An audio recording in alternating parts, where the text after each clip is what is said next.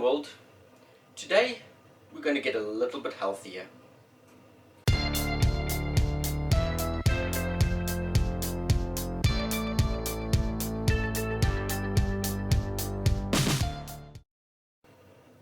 Okay, thank you for joining me today in the channel. I say we're going to get a little bit healthier. Before we start, I have to give a disclaimer. I'm not a health guru. I'm not a dietitian. I'm not a fitness coach. So do not just do what I say and think it will sort out your problems. All I am is someone who's gone through the highs and lows of sickness and seen what's helped me prepare for it, but also get through it. And basically I've got 3 tips that I think are very important for healthy living. But remember, I'm not a dietitian, I'm not a fitness coach, I'm not the person who you should come and say will do exactly what he said. I'm just trying to help you get tips or maybe motivation to look at your life and live healthier. So let's get into this. My first tip, and this is the first thing I started doing, is eating healthier.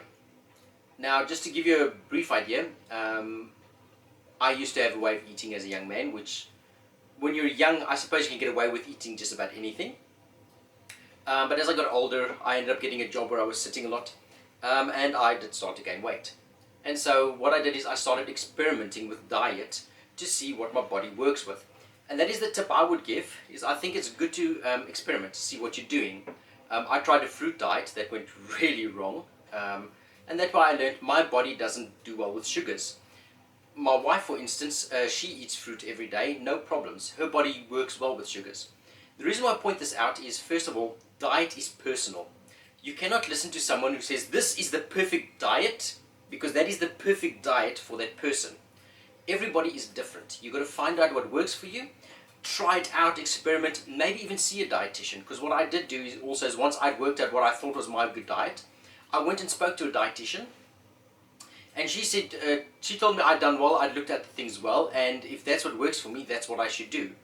And that is my tip. Find out what works for you. Have a look, take time.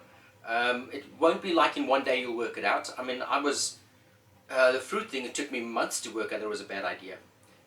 So look at your diet, work it out, and then once you've worked at what works well for you, what you can handle, what you can't handle, then you can start going further.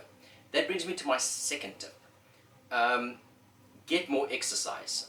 It's an easy one to give out, but it's a little bit more complicated than that, because apart from more exercise, I mean, one of the things I've always loved doing is I go walking. My wife and I like to walk. We've got a lovely forest close to our house. It's a lovely place to walk. But there's more to this than just walking. Is once you've worked out your diet, that will also help you work out what sort of fitness regime you should do. Should you do more cardio? Should you work more on muscle building?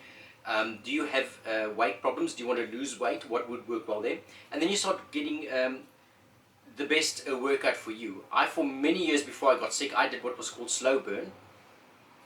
And what that does is that works more on the endurance in your muscles. Instead of building big muscles, what it does is it allows your muscles to handle more and go further than you think you could go. And I think that's part of what helped me get through the whole leukemia process, is the fact that my body had learned to go for the long haul. Not a quick fix, but sometimes things will take a while. And so I think that it's important to then find a exercise regime that fits and works with the way you eat and the way you live. And then to work that in there. And like I say, once you're eating right, get the moving right. What happened with me is once I got the eating right, I stopped gaining weight. To lose weight, that's where sport comes in. So that's also important. And then the third tip, and this one's a little different than the others too, is I think it's important to work on your mental health. What I mean by that is we all are going to go through things, we're going to struggle with things, and you've got to have a right way of thinking about it. I think the most important way you can work on your mental health is definitely by making sure you're right with the Lord, that you're a born-again Christian, and that you're on your way to heaven, because then you'll have your Father in heaven who will look out for you, be with you, and help you deal with a lot of things. I also think it's great if you have supportive family and friends who you can talk to and bring things to, and who can help you with things.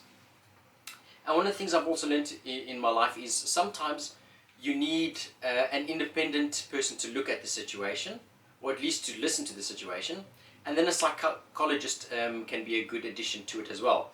And basically what I learned is, yeah, well, I've known this about myself, is I'm very good at hiding emotions and not experiencing them. And I've learned during the last few years to let them out because they have their place. Don't let them rule your life, but do let the emotions out. You know, you've got to experience them, and at the same time keep your, so say your logical reasoning also intact. And the two of them have, you've got to find the balance between the two to help you deal with situations. So those are my 3 tips. Find out which diet fits you the best. Get your exercise sport regime that matches your diet and your lifestyle.